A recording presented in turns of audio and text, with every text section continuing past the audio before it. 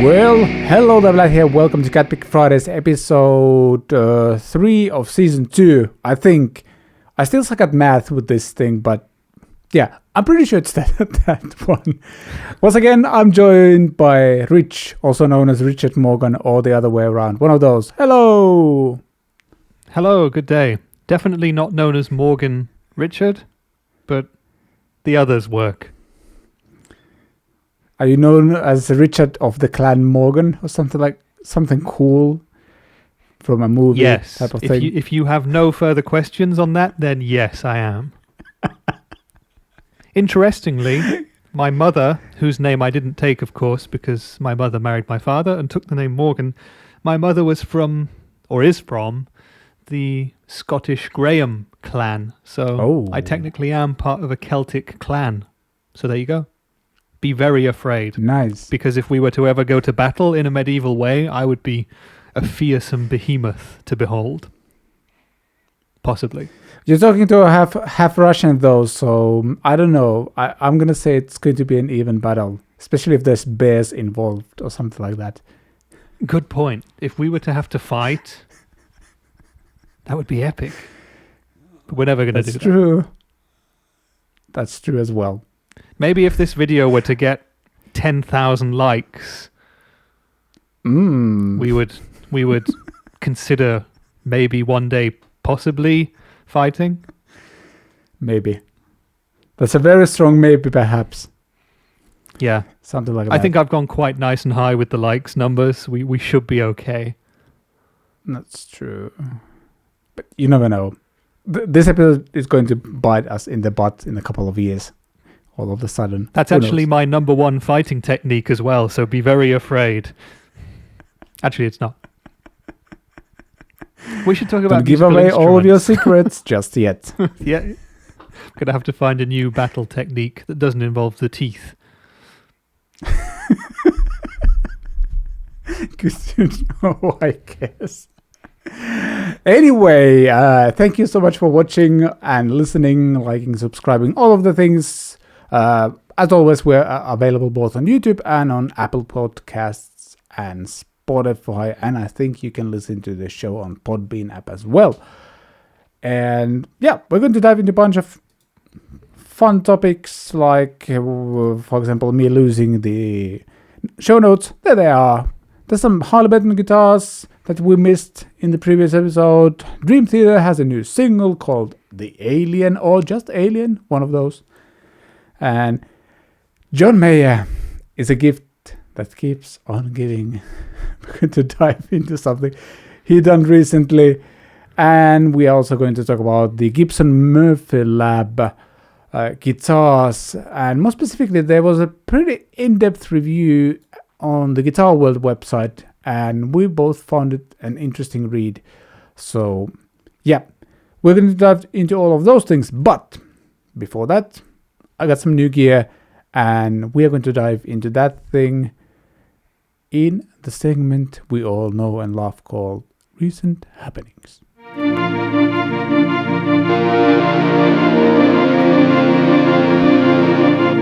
Hey, look, I'm starting to get the hang of these transitions. Well done, Very me. Smooth. Very, very smooth. Let's bring that thing back and also have this one. I think I mentioned this last week, but the new bass that I think was still on the way last week. Yeah, because I think it arrived at like Friday afternoon, and by that time the previous episode was shot already. It's here. Let me get it. Just a sec. I don't know if that was literally a second, but it was pretty cool, pretty close to that one. And for those on YouTube, whoop, that is the wrong window. No. Look at me knowing how to use things. There you go. Let's do it this way. And nope. I still don't know how to use StreamYard thing.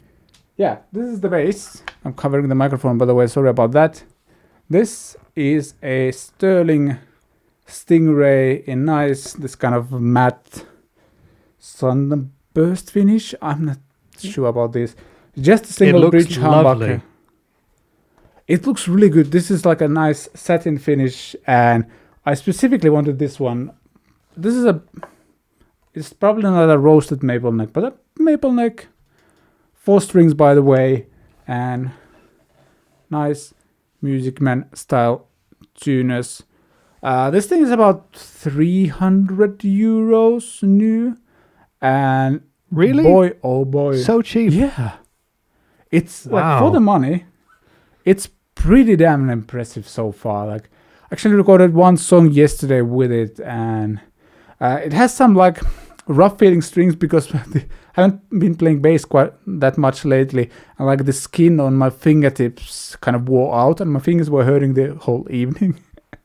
I might have to swap strings on these, but like fret ends are very decently finished. It was actually pretty well set up and intonated as well. And unlike with some other, like when I get a Harley Benton guitar shipped, I've mentioned this before, you can see on my Thomann account that every product goes through like a product specialist.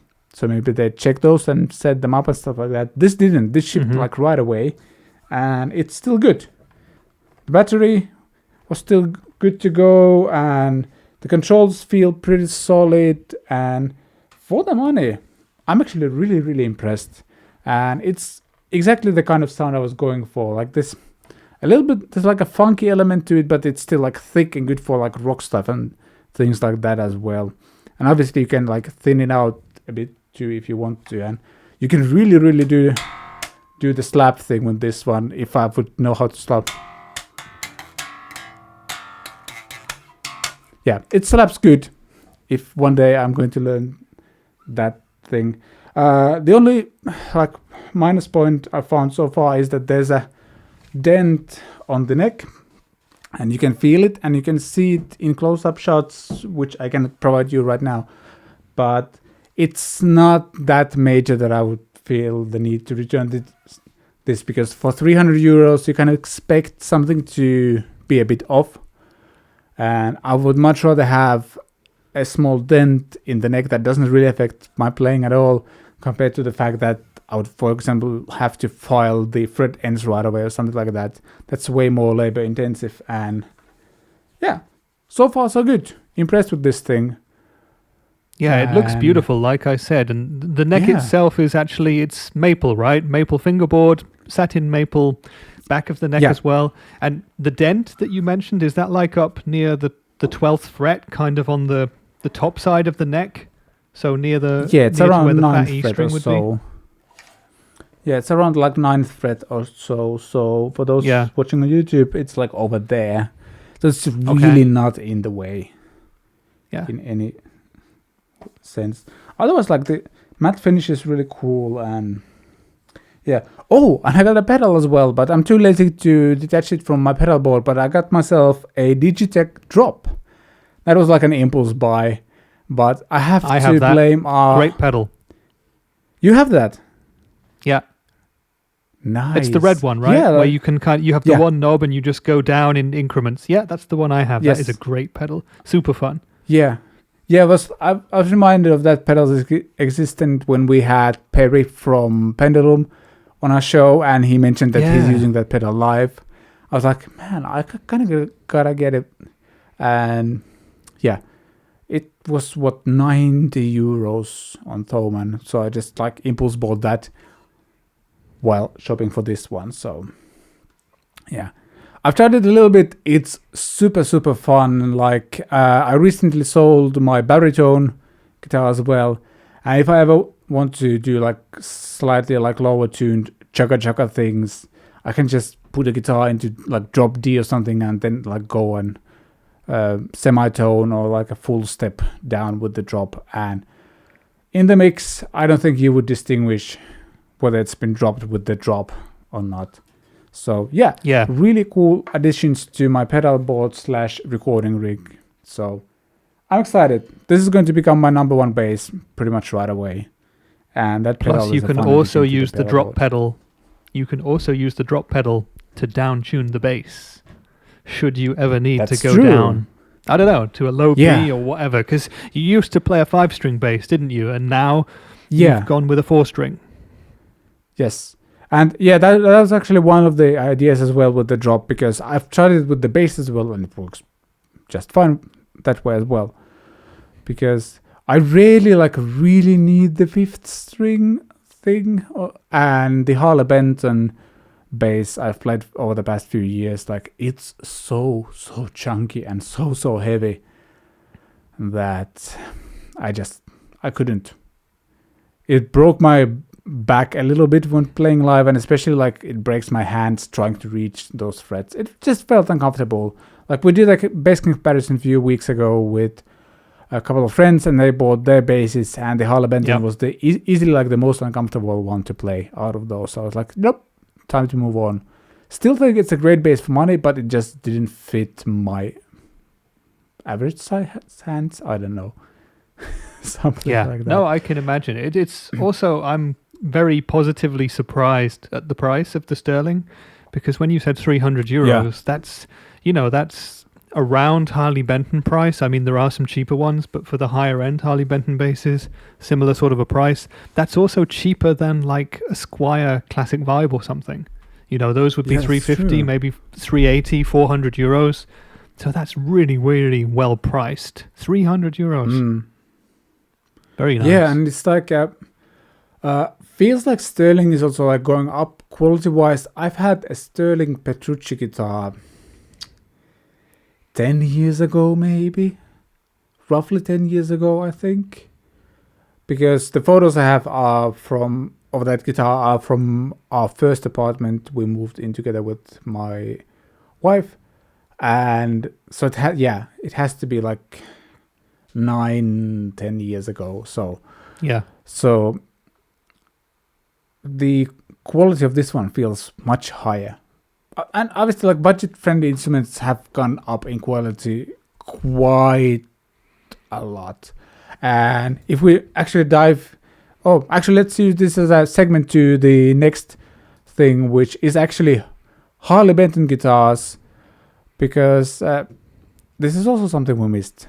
They put out some cool Explorer style guitars on the market, and to me they go very heavily for this kind of ESP version. So not like Gibson Explorer as much as this looks more like the Hetfield ESP signature guitar. And it gives me more of a metal vibe for sure. Yeah. And what's also interesting is like they're actually kind of offering 2 tiers of this guitar. So there's a EMG loaded version, which is obviously more expensive, and then there's I'm guessing they're Harley Benton's own Roosevelt pickups, or at least like more budget friendly pickups, and I think that drops the price by like 100 and something euros if you don't get the EMGs.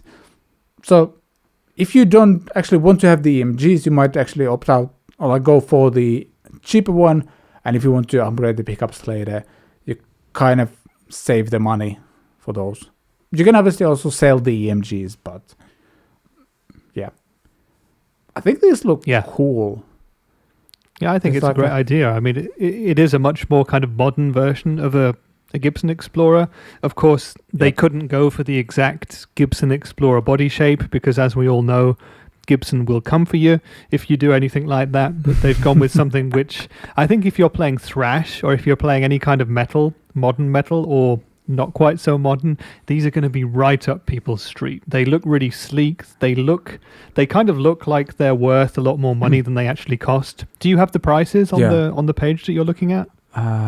Just a second. Around $400 with the EMGs, and the Roosevelt loaded are $298. Prices vary a little bit depending where you live, but yeah, sure. We're going to put a link to Thomas. Yeah, and 4 beautiful finish options. Yep, we've got as well. Do we have the names for the colors? I mean, the one that jumps out at me is the Benton Blue, which is kind of like a sky blue sort of a color. It's a very vibrant looking color. There's a black one. There is a whitish one, vintage white, and there is vintage white. Yeah, it's a modern black and shell pink. Shell pink, which in that image you're showing us right now looks like dirty white again, but I'm sure it'll be slightly shellier in the flesh. if you're the photographer for Harley Benton who takes the pictures, this isn't the first time shell pink doesn't look like shell pink. Please. Go up to the top of the page. I mean, it's a bit more pinkish there. here, okay? But that's surely the same picture. Yeah, I don't know. Why is just Photoshop it to make a bit more pink? I don't know. Why they always come out white. It's weird. I don't know. They look like great guitars, though. Have you ever played an Explorer type? Yeah, I was actually wanted to mention, like, with Explorer, for me it feels really uncomfortable to play sitting on your lap. But when you put like a strap and you stand, the only pose you can do with that is like you kind of spread your legs a little bit and like do the head field pose rather way. Like somehow it like sits in a way where like I don't think you can like stand fully like straighten up with that one. You just have to do like the heavy metal kind of slightly hunched back type of thing right away. Just like calls for that or something like that. I love how it feels to play that way. Yeah, and I think the one I played was like a Gibson Explorer. Yeah. Again, I've tried standing up. I've never tried sitting down because it just felt like it would be a non-starter. I've tried a V, sat down, and that kind of works if you sort of put it in between your legs. Much more fun standing up. But the one thing I remember most about playing an Explorer is my friend and musical colleague back in the day, Dan, he had an Epiphone Explorer in black, the Corina version. It was an absolutely beautiful guitar, but they're actually huge, like physically gigantic guitars. And I'm talking about the bodies, specifically kind of, I don't know which part you would describe it as, the big pointy bit at the back, you know, where the arm kind of rests on. And whenever you would turn round when standing up playing one of those Explorers, you'd smack into a cymbal stand or a mic stand or into the face of your singer. And it was not very practical for me to play whatsoever. A very nice guitar indeed, the Epiphone Explorer, but yeah, a death trap. And this one is even pointier than the Epiphone or the Gibson models, so you could take someone's eye out with that thing. But I'm sure they're fantastic guitars for the money. Yeah, and you can't put that on any stand either, like floor stand. You basically have to wall mount it. Yeah, or you have to get one of those stands that kind of just grabs the guitar like at the top of the neck under the headstock and it just floats in midair. But I'm never too happy with those. Yeah, these are not practical guitars, but I think they're not supposed to be, are they? Yeah, but my guess is like for the money you're getting a lot. Maybe not like a perfect guitar as with any budget-friendly guitar, but based on what I've tried from Harley Benton lately, like even though you might not always get like a fully like there's always something. Let's put it that way with those, but they're just killer mod platforms as well. So yeah, exactly. And if you're like a younger player or just looking for kind of, if you're an experienced player and you've never had an Explorer, for example, and you just want to get one of these as a kind of a taster into that world of guitar, just to see how it feels, if you like the body shape, if you like the way it performs, there's probably no better way to do it than this, because I don't think you could probably find at least where I live in Germany, you probably couldn't even find a used Epiphone for the price of one of these new Harley Benton models. Yeah, that's true. In that sense, they're a total no-brainer. I would get the Benton Blue one, of course. Of course. I don't know, I'm kind of torn between the shell pink and the vintage one, dirty white, as you called it. I think you should call up your colleague at Harley Benton, your friend Bene, and I think you should order the shell pink one. And then when you get it in person, we can actually see what color it is. So that will kill two birds with one stone. Because that's true. I really like shell pink, and that doesn't look like shell pink to me. Yeah, true. But again, we looked at the Dalahan guitars a few weeks ago, and like those photos also didn't look like shell pink. That was the same, wasn't it? Yeah, it was it was like an anemic shell pink. This is how shell pink looks like if you put it in the sun for 4 weeks. That's how exactly. Yeah. Just burns out. All right, moving on to the next topic. Dream Theater. One of my, especially like teenage, late teens, early 20s, favorite band, like John Petrucci and the whole band is one of my biggest influences. They put out a new single called The Alien. And I don't know whether you, like, what's your level of Dream Theater love, I guess, or hate, or what's your relationship with the band? Let's start with you first. I have no relationship with the band. For some reason, I don't like them. I don't dislike them. Maybe it's one of my weaknesses. I just don't have them on my radar at all, And I haven't heard this song either, unfortunately. It's 9.5 minutes long. And as I was preparing for this episode, I was like, that's 9.5 minutes I probably won't get back, and I need to do something else instead. So unfortunately, I haven't heard the track. But yeah, Dream Theater for me, the bits that I have heard, they're amazing musicians. They're all masters of their instruments, from vocals to guitars, bass, drums, etc., etc. Some of the songs are good, but I feel like, when we had Trey Xavier on our channel and we talked about songwriting and we talked about metal and progressive metal and riff salads, just kind of long songs that kind of meander between different parts. They don't really follow a kind of an informal structure like a popular song structure at all. I feel like a lot of the Dream Theater stuff that I've heard falls into that category. And I have nothing against that personally, but it takes a bit more kind of concentration and effort and time to get into it, and I've never invested that time. Does that make sense? Definitely. Yes, absolutely. I don't know if you agree with that. I mean, you're a huge fan of theirs, aren't you? And a huge fan of Petrucci. So you've obviously taken that time and invested and grown to love them. Yeah, but also, like, for me, it happened at the time. I think I was 17 or 18 when I heard Dream Theater for the first time. And it was live at Budokan DVD that I borrowed for. Actually, I saw that at my friend's place. I was like, whoa, what is that? Why is he able to play like that? Type of thing, and like kind of moved on from there. And yeah, for me, this single was like, I don't know if you're familiar, but they had like, this band has been like fairly drummer free for most of their career, but I think the biggest thing was that their drummer Mike Portnoy, who was also like one of the two producers of the band, kind of left the band. It's over 10 years ago already, I think. And they got a new guy who's also amazing drummer, but I haven't really enjoyed the albums they put out since that changed. Like, I feel something changed with that band, and not for good. And this was like the first song I've heard in the new Dream Theater era or something like that, where I actually kind of enjoyed it.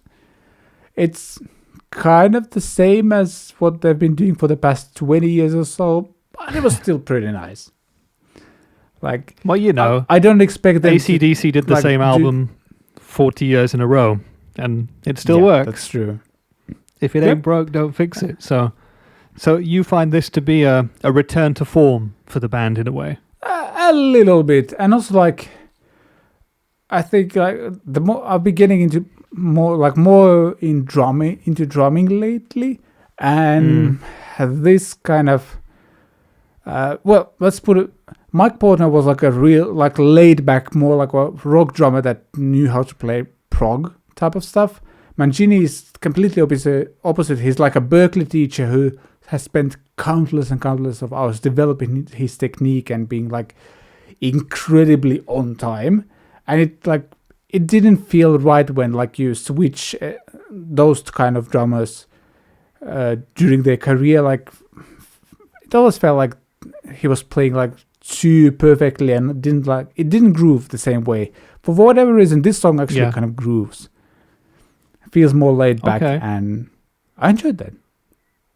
Interesting. I'm definitely going to give it a listen after this. I have a couple of long car drives, a couple of long journeys coming up over the next week, and I will definitely add it to a playlist of stuff to try, as I always do, and give it a go and see how it works as I'm zooming up the Autobahn.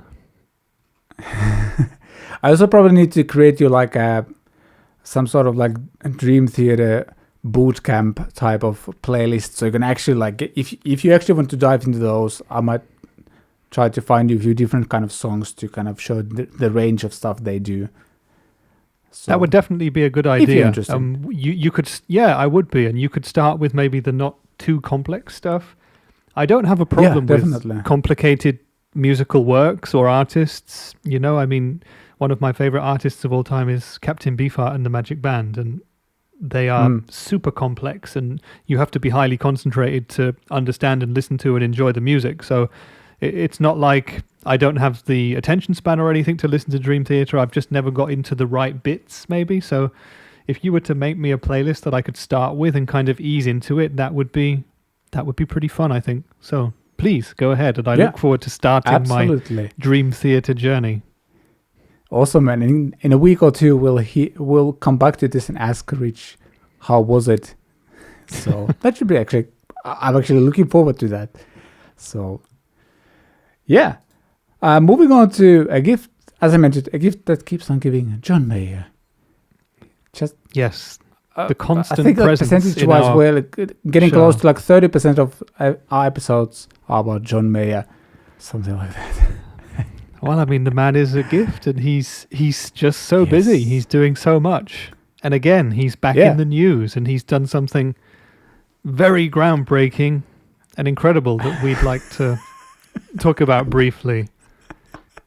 Yes, we are, of course, talking about the musicradar.com article, which is titled, John Mayer proves tone is in the hands with an Epiphone guitar and a Roland amp.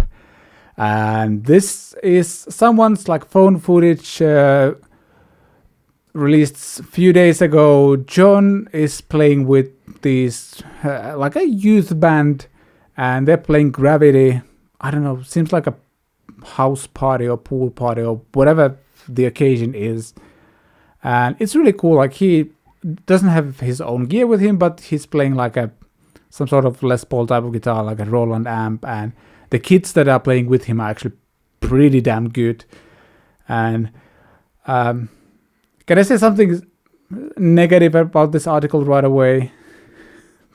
Please do. Because it kind of annoys me that this, the title is the take they took from this article, John Mayer proves the tone is in the hands. Instead of look at John Mayer, taking the time, going play with these kids, giving them an experience of a lifetime. And also being super nice to the kid playing a second guitar, giving him a proper solo spot, and then giving the piano player a proper solo spot, and being a really nice guy, not douchebaggy rock star, anything like that. And this is what they take from the article, the tone is in the hands. That's a really interesting way to look at it, because I saw the original video on Instagram. I would have seen it, and it was posted by the guy who owns this music school where it takes place. It's a music school in Los Angeles, and I guess the guy just knows John Mayer personally. They have a personal relationship, and he invited him to be there for this kind of open air sort of performance concert thing, just a small level thing. And John Mayer actually showed up. He played the Epiphone and he played the Roland, of course, but he jammed with those music students. They must be teenagers, maybe between the ages of 13 and 16 or 17. They're all really good musicians, as they say. They all perform really well. And John Mayer gives them all the chance to do their own thing too. You know, you might expect a guitar hero to show up and just shred and just kind of melt everyone's faces, but they play a song together and he encourages the others. And I think it's just it was almost a private thing from him, you know. I'm not sure, but I don't think there were any posts from him on his page saying, look how cool I am, look at me doing this. He was just there, and he made the musical careers of these kids, you know. That's something they'll remember for a very long time, probably forever. And I don't think John Mayer did that with the intention of people then saying, wow, John Mayer proves that it's all about the player. You know, it is. The tone is in his fingers. He's an incredible musician, but yeah, I guess Music Radar twisted it round a little bit here. I mean, they needed a good headline, didn't they? But I mean, wouldn't it have also been a good headline to say John Mayer joins kids for impromptu jam session? John Mayer is a super cool guy. I don't know. I'd watch that too. You know, and if I just saw the headline and it said that, I would rather click on that than just a headline saying he proves tone is in the hands by playing an Epiphone. Yeah. And also, something we've learned from someone we actually know, like Phil X, for example, who loves playing like single pickup guitars. You can make them sound like, the article said that he makes the Epiphone sound like Strat, almost like. You kind of can do a lot of that kind of stuff. I think the guitar he's playing is like 2 humbucker 1, so I'd probably go for like a middle pickup position and like pick pretty closely to the bridge, for example, to get like more trebly glassy sound. And looks like he's also playing a lot with his fingers as well. Like, you can do that. It's not. I don't know if that's worth an article instead, like, or like. I don't know. It just annoys me that this is the angle they took. This is the angle, yeah. But hey, is it worth an article? Is it worth a mention on the CatPick Fridays show? It's John Mayer, so absolutely. Yeah, indeed. I do have one more question for you about this clip. Anybody who's just listening to this podcast, search out the clip of John Mayer, because I want to know what he's standing in front of. Is that like a swimming pool? Or is that like some stairs that look like a swimming pool? I'd really like to just see someone kind of jump into that blue area and see if it has got water in it or not. It's a very bizarre looking video. It's yeah, that's true. Just kind of looks like water, but it was a pool. Yeah. If so, they're all standing dangerously close to a pool while playing electric. Yeah, like if instruments. Drop a microphone or something there, and it becomes dangerous right away. Yeah, great video though, and I would say, if you like John Mayer, and if you like to see people jamming, the kids playing from the music school are all really, really good. John Mayer's there as well, so go and watch the video. It's a really nice, sort of intimate performance. Really, really good video. That's really cool, and like I think he's doing this kind of stuff fairly often. Like I think he's a Berkeley student himself, and I've seen like some like workshops he's done there as well. Like how he visualizes chords, and like I think he mentions things like I think he thought in that lesson that he kind of sees chords more as like different colors to paint with. So sometimes he's like very limited and wants to like just use those few, and sometimes he wants to have a bunch of colors and just throws a bunch of chords around to see what works. I just clicked something. Oh, I get a Acoustasonic ad here in the middle. But yeah. Yep. Like I have a feeling he's doing this pretty often actually, and this is really cool. Like I don't think he minds this video kind of being leaked, if you will, but also like I like that it wasn't him who posted that. That would actually be another interesting angle for the journalists to go down, because I think a lot of more well-known people, celebrities, if you will, do this kind of thing. A lot of sports people, a lot of football players, a lot of basketball players, they do immense amounts of charity work, and they do work with disadvantaged people, poor people, people in need, effectively, and young people as well. And I think a lot of it is not reported. And I wonder if John Mayer would like to see this thing in the press more, or if it is just him doing it out of the goodness of his heart. And perhaps we can get him on the line and ask him what he thinks, and also ask him for his opinion on Epiphone, Les Pauls, and Roland amps. That would make another good headline. One of these days. Yeah. One of these days. Yeah, but I don't know. This was cool. Just the kid that does the solo, like you can tell, like John says to him, "Hey, you take the solo," and like for the first few notes, you can hear that he's a bit nervous, and when he kind of nails the few first notes and sounds good, then he's off and just soloing beautifully from that point on. And same goes for the piano player. He is into it right away. That's just so cool. I wish I had that kind of confidence. And maybe they were jamming for quite a while before this happened, so maybe they were like fairly relaxed already. I don't know, but I found this clip pretty inspiring, and I'm going to throw links in the description of the show so you can check it out. Yeah, really cool. That would be the weekend watch if we were doing that. If we were doing that, I don't have the intro for that queued, so just watch it, as they say in the weekend watch. Watch it. It's not like you have anything else to do. All right, moving on. Gibson Murphy Lab article on guitarist.com. For those who don't know, Murphy Lab is this is a fairly new project from Gibson, I think, where they basically build custom shop instruments and then send them to the Murphy Lab, if you will. What's the guy's full name? Something Murphy. What's his name? Paul Murphy, I believe. Yeah. Basically, Paul Murphy and a small team, they take those guitars and then just do crazy aging or very subtle and as realistic as possible aging for those guitars. Those guitars are not cheap. And in this article, they review a Les Paul Junior, a Les Paul 59, and a 335 as well. And they are also like aged various amounts. So the 335 is just slightly aged. The Les Paul is like medium aged, I think. And the Les Paul Junior is like heavily relicked. And yeah, this is an interesting read. What are your takes after like going through this review? The very first thing that I noticed when reading the review was that at the very top of it, you can see that the guitars are given a mark of 4.5 stars out of 5.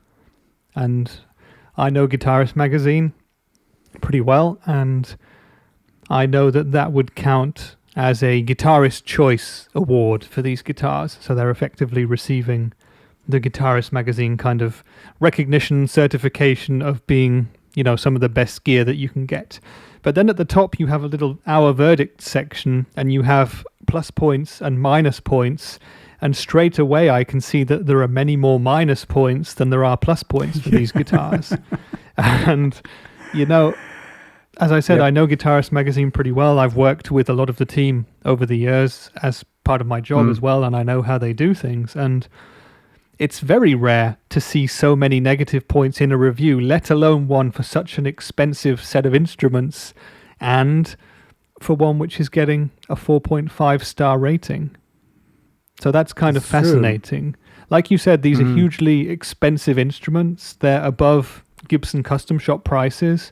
You know, some of them cost more than 10,000. I think some of them are closer to 20 at the very highest price points. So this is ridiculous amounts of money for a guitar. And the Murphy Labs idea just, for me, it raises more questions than it gives answers. And I guess the first question I would have is, who are these guitars actually for? Yeah. There has to be a market for these. Like the Les Paul 59 is $10,500 or like a bit like £9,200. And then the Les Paul Junior is $6,300, and the 335 is actually interestingly more expensive. So it's but it's actually cheaper. So it's like $5,800. Yeah. So and with not all your those average prices, no, not at all. And with all those prices, you also have the option to customize further, so to get different kind of levels of relicking done, and that costs a lot more. And some of the relicking jobs will cost you an extra 3,000, 4,000, 5,000. So very pricey indeed. I wonder again, like who these guitars are for, and I'm thinking collectors. Yeah. I can't imagine any kind of active musician would want to go and take these out on the road or anything. I would hope that no one is going to be trying to buy these and pass them off as genuine vintage instruments. And indeed, you can buy many of the vintage instruments for not much more than these prices of new ones. I mean, you won't get a 59 Les Paul for anything like 10,000, but the others, the 335, the Les Paul Juniors, you absolutely will. And of course, these are new models, so they will have, you know, very good electrics still. The frets will be brand new. You know, you won't have tiny little vintage frets. You won't have crackly pots or anything like that. It is a new guitar. but you won't have that mojo. I think we're both going to have to try out these Murphy Labs guitars and see how they feel, but I'm sure that they won't give you that experience of playing a genuine old guitar that's been there and done that, you know? Maybe we should go through the plus and negative points from the review and just talk about those briefly. Yeah, I mean, the article says that, like, the plus point is, like, the Les Paul is Gibson at its best. Sure, I can believe that. Largely one of the most convincing aging jobs the reviewers have seen. Stunning sound and playability. The fabulous dot neck ES335 plays and sounds amazing. Junior has a believable finish, great weight, and big neck. Playability sound is close to the real thing. I guess the real thing being a 50s original, right? Yeah. Which is... I don't know. Kind of feels weird that you're buying like a fake 59 in a way. That might be just me, but to me, I kind of agree. It feels a bit weird. It does, doesn't it? And then if you look at the points in the against column, so the negative points that they've raised, it becomes even more interesting. Yeah, the first against point is that it's an almost new looking guitar with big lacquer cracks. Looks spoiled, not enhanced. I think they're talking about the 335, which is like almost new looking, but then there's like cracks in the paint for whatever reason. And this one, I don't understand. All of the plastic parts on all of these guitars are unaged. Which makes no sense to me. Yeah, makes no sense to me either. What? Junior's board edges too sharp in places. Okay, so I don't know if that means we have sharp fret ends or if the fingerboard itself has not been rolled in any way. Yeah? Yeah, I'm guessing it's the body edges. Yeah. Oh, Junior's board edges too sharp. Actually, it could be the fretboard. I don't think it's like... I don't think it's the fret ends. I would assume I think it's the actual the wood at the edge of the fretboard. Yeah, which is something that should not be happening at this price point of instrument. True. Like it still should be like a comfortable instrument to play, even though it is aged. Weird. The Les Paul comes at a price. Yeah, $1,100 is quite a price. You can get ridiculous custom guitars for that money. Basically almost anything, even from like Ruokangas or something, like some super premium builders. Yeah, exactly. And they also say the P90 could do with a shim, and that effectively means that the pickup itself is not at the right height, you know, so they would be adding in like a shim to get the pickup to the right height, to raise it closer to the strings. And again, that's an unforgivable thing, isn't it, for an instrument that you're paying this price for? Of course, it's always kind of, it's down to the player, you know, how you want your tone to be and how close you want the pickup, how hot or not you want it to be. But if a magazine is saying this, there is clearly a problem. Yep. The thing is, like, I've played... Yeah, go ahead. Yeah, then they say the cost of aging elevates the price, as we mentioned. Only one color for the Junior. Yeah, whatever. And it's difficult to make the bare wood areas look convincing. So they're also saying, again, that the relicking job is not convincing. And, you know, I personally have nothing against relicking, really, but why are we doing it and why is it not convincing at this price point? That's the thing, like, I don't mind relicking either. And I love, like, companies who go completely like do like stupid stuff with, like Friedman does the thing where they basically have like a flame maple top, then they paint over it and then age it so you can see the flame maple top underneath like a solid layer of paint. That's fun, sure, but at this price point, like, if the aging isn't convincing, what are you actually like paying for? Because like a custom shop R9, for example, so like a 59 reissue that isn't like aged, I think you can get that for half the price of this one, like roughly. And I've played those guitars; they are amazing. So interesting.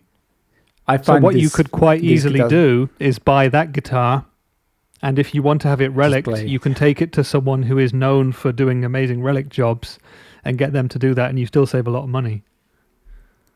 That's true. There's another another aspect to the relicking I just wanted to mention. I've been following these guitars on the forums a bit, and one of the biggest threads that I've been reading is titled Murphy Lab Finish Falling Off? ? And it seems like there have been many issues, out in the real world of people playing or owning these guitars, and the finish is just coming off.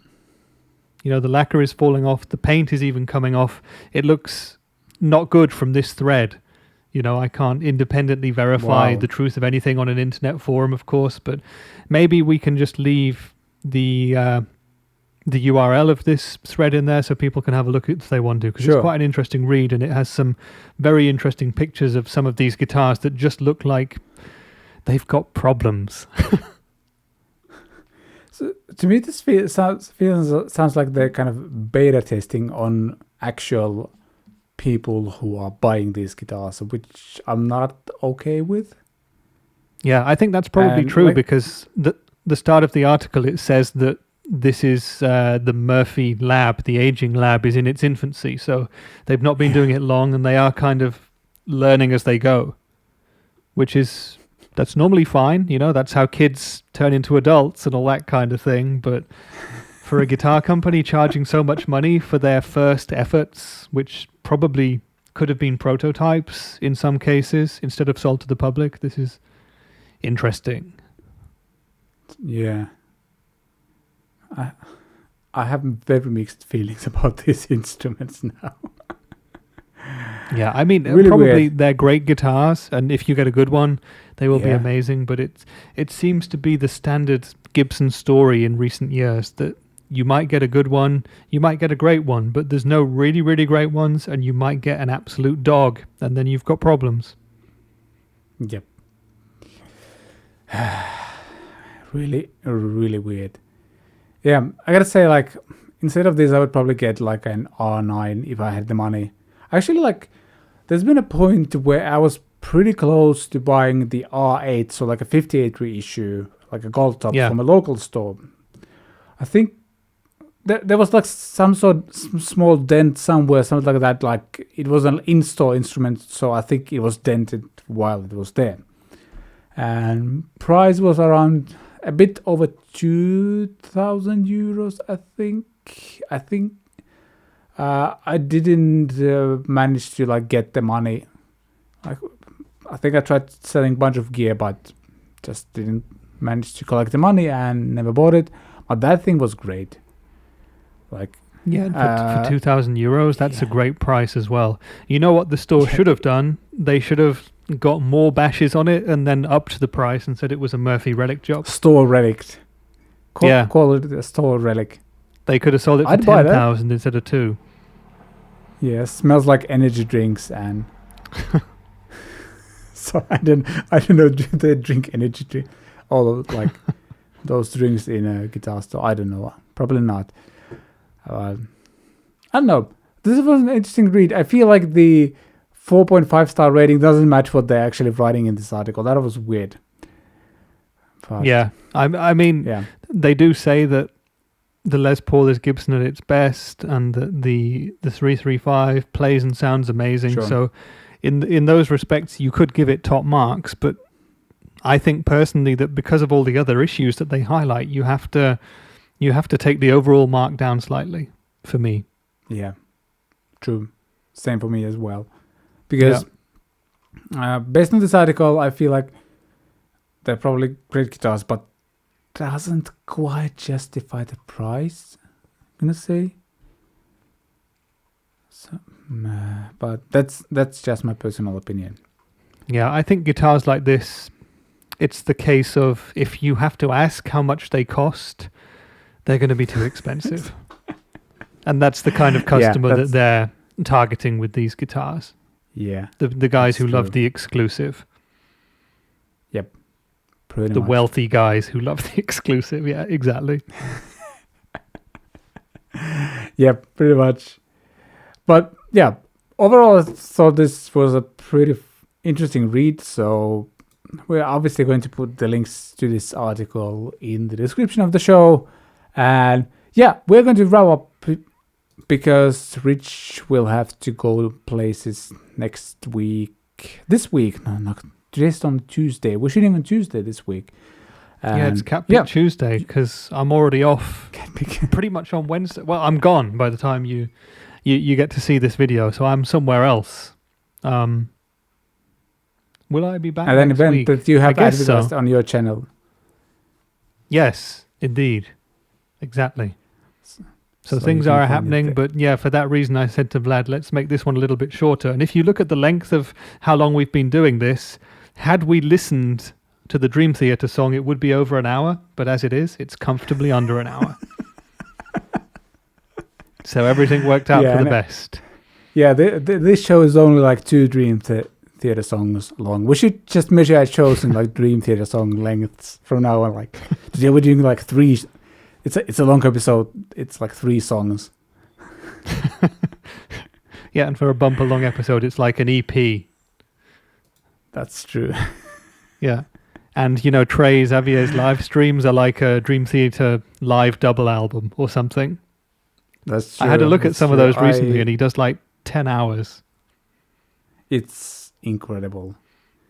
I mean, he does like have Yeah. 2 meals during the show and stuff like that, but still, it's pretty incredible. It's going to get to that point Yeah. where some people are just kind of 24/7 sort of live streaming their lives. That used to be a thing when the internet first kind of started. I remember there were a few channels where there were people living in like rooms or apartments with just round the clock sort of CCTV cameras just recording them 24/7. And now with longer streams, we're getting back up to that kind of thing. It's odd.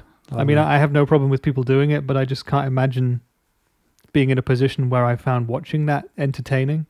Yeah, The whole that's live the things. thing. I mean, I love Trey's live streams. I love the information and stuff that you learn from those. But from just, you know, watching someone sleeping, I question the long-term entertainment I'm going to get from that. Yeah, I have to agree. I love his streams because like they're like just the entertaining and educational edutainment. Is that that's the word I'm going for? I guess. So It's a word. You just said it. it's a word. It is now. I'm probably not for the any- first one to use it though. No, surely not. For anyone who is watching this who doesn't know what or who we're talking about, we did an interview, a live show with Trey Xavier from Gear Gods, where we talked about songwriting and got lots of his expert advice. That's 2 hours of very useful hints and tips and tricks about how to make your own songs better. So it's down on Vlad's channel somewhere, so go listen to that. Very fun indeed. And if you've got 10 hours to I'm gonna spare, throw it as in the we all have, description. watch them too. Yeah, links in the description. Go watch that.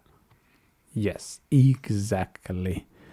All right, time to wrap this thing up, and I'm pretty sure we'll be back next week. I think that's our plan at least. So, yeah.